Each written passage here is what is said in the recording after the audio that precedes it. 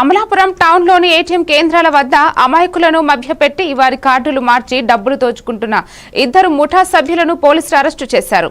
డబ్బులు తీసుకోవడం సహాయం చేస్తున్నట్టు నటించి పిన్ నంబర్ తెలుసుకుని నకిలీ ఏటీఎం కార్డులు ఇచ్చి మోసాలు చేసిన కేసుల్లో పల్లా సురేంద్ర కుమార్ మరియు తాడి లక్ష్మణరావు అరెస్ట్ అయ్యారు. మొత్తం 15 కేసుల్లో 5 లక్షల నగదు 24 నకిలీ ఏటీఎం కార్డులను స్వాధీనం చేసుకున్నట్టు డీఎస్పీ టీఎస్ఆర్కే ప్రసాద్ తెలిపారు. సాంకేతిక ఆధారాలతో పోలీసులు నిందితులను పట్టుకున్నారు.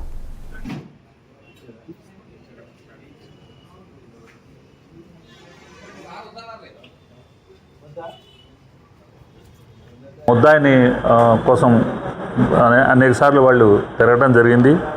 ఈ ముద్దాయి కోసం అనుమానితుడి కోసం ప్రయత్నించే క్రమంలో మాకు 18/5 అంటే నిన్న సాయంకాలం 5:30 గంటలకి ఈ అమలాపురం సావరం బైపాస్ రోడ్డు వద్ద ఒక 2 వ్యక్తుల్ని అనుమానం మీద ఎవరినైతే సస్పెక్ట్ చేశామో ఆ ముద్దాయిల మూమెంట్ ఉన్న క్రమంలో వారిని పట్టుకుని ప్రశ్నించినప్పుడు వారు ఇప్పుడు చెప్పినటువంటి ఈ మొత్తం టోటల్గా 15 కేసుల్లో నేరం చేసింది తామేనని వారు అంగీకరించడం జరిగింది. దీంట్లో ప్రధానమైన వాడు మొదటి ముద్దాయి పేరు పల్లా సురేంద్ర కుమార్.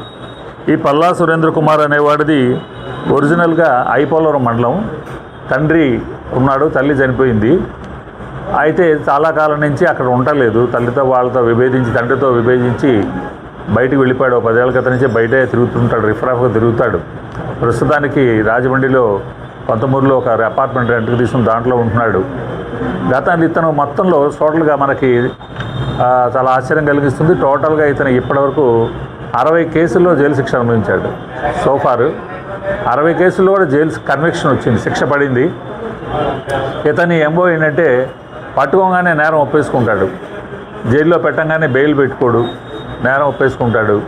రిమాండ్ పీరియడ్ ఏదైతే ఉందో దాన్ని రిక్వెస్ట్ చేసుకుని ఆ రిమాండ్ పీరియడ్ని శిక్ష తగ్గించుకునేలాగా చేసుకుని ఆ రిమాండ్ పీరియడ్ శిక్షగా భరించి బయటకు వచ్చేస్తాడు. సో అలా మొత్తం 60 కేసుల్లో కూడా ఇప్పటివరకు సోఫార్ అతను 2.5 సంవత్సరాలు టోటల్ పీరియడ్ 2.5 సంవత్సరాలు జైలు శిక్ష అతను మనకి రాజమండ్రి సెంట్రల్ జైల్లో అనుభవించాడు. ఈ జైల్లో ఉన్నప్పుడే ఈ రెండో ముద్దాయి తాడి లక్ష్మణరావు అనేవాడు విజయనగరం వాడు. వీడు హైదరాబాద్లో పరిచయం అయ్యాడు. ఈ హైదరాబాద్లో పరిచయం అయిన వాడితో ఇక్కడ జైలు నుంచి బయటకు వచ్చిన తర్వాత ఇప్పుడు చెప్పిన